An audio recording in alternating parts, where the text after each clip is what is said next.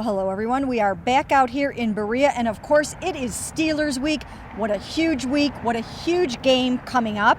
And just a little bit of bad news coming out of practice today. We stood out there only to find out that Paul Kruger was not practicing today. He is out with a back injury today, and his status for the game at this point is uncertain. When you couple that with Joe Hayden struggling a little bit with a hip injury, Phil Taylor undergoing knee surgery this week, and Billy Wynn kind of iffy with the quad, I don't know. What do you think about that defense, Tom? That's very, and throwing the fact that they have not been playing that well to begin with, and Kruger's been one of their bright spots.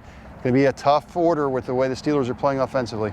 It really could be. And again, he just wasn't even there today. So, you just don't know how bad it is. We tried to get a little bit of information and update on it, and we have no details yet. We'll try to get those for you as soon as we can. But for right now, it's a little uncertain if Paul is going to play this game. Moving on to Joe Hayden.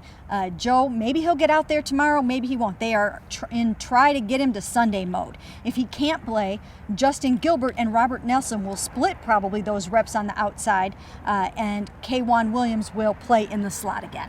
Yeah, K'Wan Williams played very well in his first extended period of time. But again, that secondary has been a kind of a dicey issue all season. They've given up, I think, 15 plays of 25 yards or more. That's among the league leaders in the NFL.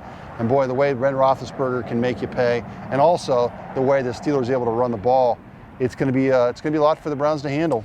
It really is. And when you look at the running game, a couple of guys that are going to be rolled in there to make up for the loss of Phil Taylor.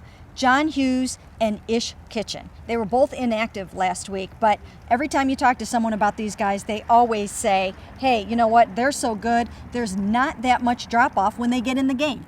She's on like an Ish Kitchen. I've never heard him just Ish Kitchen. It's usually Ismaili. But yes, I agree. And I like John Hughes. They do have some depth there.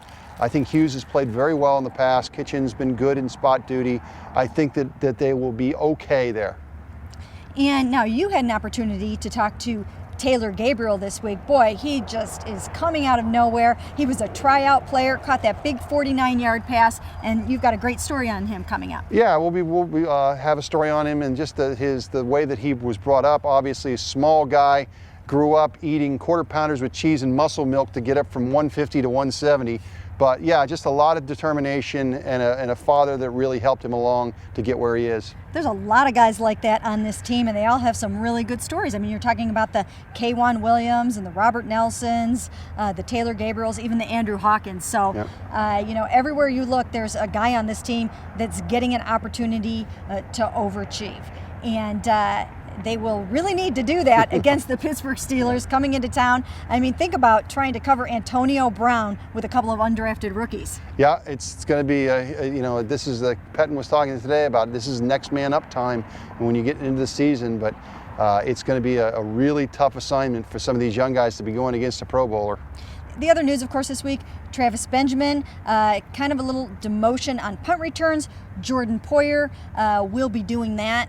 He'll probably be the starting punt returner. And Dan Lobby has a little story coming up on that later today, too. So look for that here on cleveland.com. And that's it from Thursday in Berea.